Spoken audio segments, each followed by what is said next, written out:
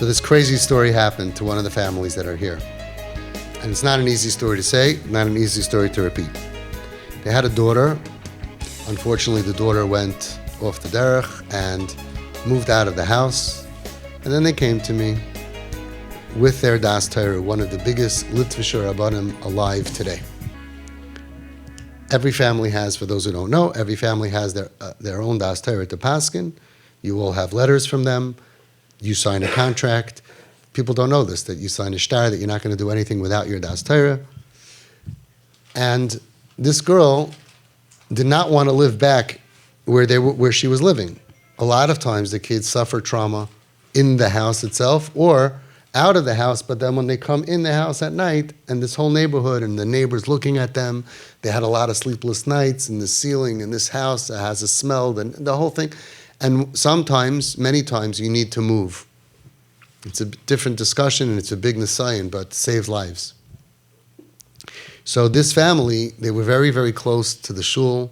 They were very involved with their shul. They started their shul. In any case, they decided that they knew their daughter can't live here, having people look at her and judge her and saying, you know, they know what they know that everyone's saying. That's really what happened to her, you know? It's embarrassing for the parents. It's embarrassing for the kids also. And they know that people are talking about them. They made the very hard decision to move. They moved far away from the center of the area. They moved. And they got a new house and they built it and they refixed it and they gave her a room, but not just a room, like a suite in a hotel. And they made outside of the suite like a kitchenette, like a whole area. But it's part of the family. I want them part of the family. It's part, but yet very, very nice. After a couple of months of TP, Baruch Hashem, instead of living among Goyim in a terrible neighborhood with bad people where she felt like, you know, she'll belong over there, she decided, my place is with my family. She moved home. After a while of that, she went out and she was still going out Friday night. Big problem. She found a guy. And she brought the guy into her house, and he's there. She didn't even ask. They asked her, Das Torah, what do we do? Like I asked Reb Gershon Edelstein's Zatzal, straight out. What if a boy brings a girl into the house, or vice versa? Should you say, you can't do this in the house? And he said, Chas v'shalom, don't do that. Their Rav, Paskin, he said, absolutely don't say a word. Be nice. Okay, so they have this guy living in the house, and they're being nice to him. Now, you could imagine a Jewish house that we're nice, and we have food, and it smells nice, and it's a nice house, a nice parent. That's not where he was used to. That's not what he was used to. So he was going out, you know, Friday night, they were taking her to a club, but Friday afternoon, what does a Jewish house smell like? Right? It smells good. Thursday night, you know, he's like in the house, well, what are you making? Oh, it's called challah. What is it? It's dough, here. And he was interested in what, oh, you're making it and you do stuff. And it's very interesting if you never saw it before. And he's like, sees the table set up. He says, is it, you guys celebrate Thanksgiving every week?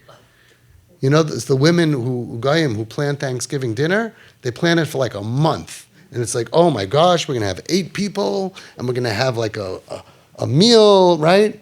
We do this like, you know, twice a week, no problem. 15 people, 18 people, 16 people, 12 people, 8 people. No, we do it. Show them Pesach, they'll drop dead. What we do for Pesach. And this guy's like, what's going on over here? Beautiful. He comes in before they leave on an early Shabbos, so they weren't going out until 8, 9 o'clock at night, 10 o'clock at night to the city. Shabbos, the meal was 6 o'clock, 6:30. He says, oh my gosh, this is beautiful. Everybody's dressed up. You have a wedding? You dressed like this? He said, no, this is Shabbos. What? You will shower and get dressed. Where's your phone? No, we don't have phones. We spend family time. Family time? Wow, this is incredible. And he is very interested in what's happening here. And the daughter is getting a little bit nervous because this is not what she wanted to happen. And then they're like, why don't you join us for a meal? She's like, no, thanks. And he's like, oh, I don't, you know, what are you having, you know? Wow, what's this thing called? And what's this? And that meat, and the meats come out. The main dish comes out. whoever saw this? There's chicken and there's meats and there's things happening here. And they start singing and he says, wow, tells us, this is beautiful. She's like, no, it's not. This is like a nightmare, right? And he's living in the house, so they're schmoozing, and they see calm, nice people, the kids, everybody else is going to school, coming back, happy. And they had to act happy, you know? You're forced to not have anxiety. You're forced to be happy, right? That's not the end of the world. And he starts getting more and more interested. It came Hanukkah a year and a half ago, and I saw a picture of him. He wanted to light the candles. Who doesn't want to light candles? So he's making the bracha. And I see his eyes are like, he's saying it and his eyes are serious, and he's waving with his hand. And I'm like, this girl is in trouble. He starts saying, listen, I want to go to classes. She goes, why do you want to go to classes? He goes, I want to learn about this. She goes, no, you don't. He goes, yeah, I really do. And she really likes him. She really, really likes him. He's a nice guy, kind, good midos. So he starts getting into it and going to classes. And time goes on, a few more months, and he says, listen, I want to become Orthodox. And she's like, no, you don't. And he's like, yeah, I really do. And are you going to join me on this journey? She's like, I guess. And he was being makar of her. He started, he's interested, she's interested. And there was a time that the family got invited out to friends that she wanted to go to for a meal. So she drove to the meal, and he walked. Even though you have to break Shabbos, but he wanted to keep Shabbos except for breaking it. And he walked in the cold. And then he tells her, listen, we got to keep Shabbos. She's like, no, we don't. He's like, I'm not pressuring you, but I really want to. So she said, I'll keep Shabbos, but not my phone. I need my phone. He said, fine. He's very patient. He's like Chabad. He's like, he's not too yeshivish yet. He's very patient with her. He loves her and he appreciates that. And this family is being very nice. And he loves them and they love him. So he is now keeping Shabbos except for turning on a light once in a while. And she's, keeping Shabbos and getting closer except for using her phone. And then he says, kashrus. We have to only eat kosher. And she says, no, we don't. He says, yeah, I really getting closer. I want to. He was makabel only kosher. And then a few months later, he tells her, Tara samashpacha. And she's like, no, we don't. And he's like, the rabbi said, this Friday, I have a video of him. He became a Yid. He became 613 mitzvahs all the way. They're not makar of you. They don't let you become a Jew unless you're fully, and he is in. He is fully a Jew. And this Shabbos was the first Shabbos that he kept fully as a Yid. He's the happiest person in the world. We don't understand the story of souls. How Hashem made this girl go off and then to move into the house that the parents came here and they found this guy. And if it would have been a different family, they would have said, no, you can't live, we can't be in this house. But they're Das Torah, the biggest Litvische Rav Paisik, I think, in the world today, one of the top for sure. He said, be Makarev. Everybody would say, you're crazy, you're crazy, you're crazy. Turns out that not only is he from, but because he wanted Yiddishkeit and he went to classes and he learned about it, she now is totally from. And this was the first full Shabbos that she kept. They're both totally from. And now they got engaged. And they're going to get married, Kedas, Moshe, v'Yisrael. Miracle. What love can do, what acceptance can do, hate can never do. Rejection can never do. We have Hoirah. We have pure guidance from the Baal Shem Tov and the Chazon Ish and all the tzaddikim. There is no such thing as rejection, no matter what. No matter what. That's what Reb Gershon said. And Reb Gershon Zatzal, Gadol Adar, the Chazon Ish said on him that he doesn't even have 1/64th of Gaiva that you're supposed to have, a Shminis of a Shminis. And he told Reb Chaim Kanievsky Zatzal to learn with Reb Gershon. You could rely on Reb Gershon. I said, a guy brings a girl into the house. You should be marachik. He says, Chas v'shalom. But what do you mean? I said, look at the video. I said, Gimel Averis Chamuris in your house, Nishtok Hanetza, Nitok Hanetza. You have no choice. There is no rejection. Stop making believe that there's a red line. Everybody wants to know, where's the red line? Who said there's a red line? Who says that a doctor should ever pull the plug on a patient? We don't believe in that. That's not good enough. We have people that are so frum, they don't listen to Reb Gershon. They're too frum to listen to Das Torah, and they were too frum to listen to the Chazon Ish. When the Chazon Ish told the father to buy a car for his son, who said, I'm going to drive it on Shabbos, and the father said, I can't do it. The Chazon Ish said he should do it. Reb Gershon brings down that he didn't do it. He outsmarted, I'm smarter, I know more than the Chazon Ish. And his son never came back to Yiddishkeit. People in the name of God are frummer than God, firmer than the leaders of the generation. And they say, no, this is crazy, you can't. Under Das Torah, you do everything that Das Torah tells you to do.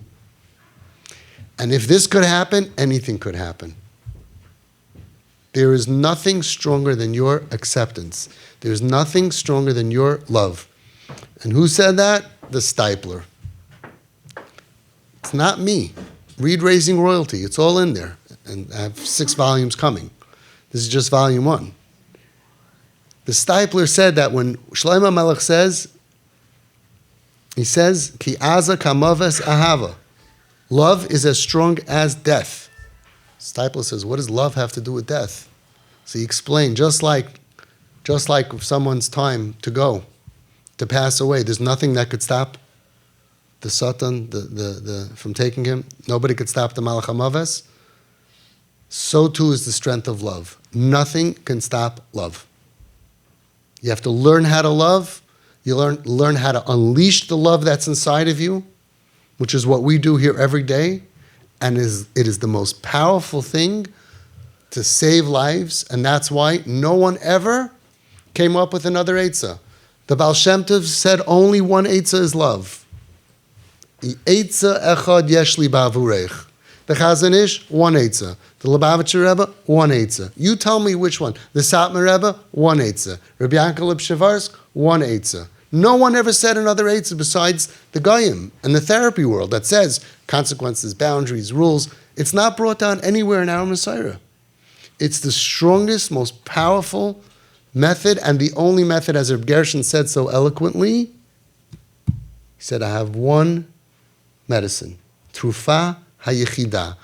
Where do you have a problem that everybody agrees that there's only one medicine? Everyone should say, well, there's this method, there's that. And I speak to parents all the time. They say, I'm so confused. There's so many methods. No, there's not.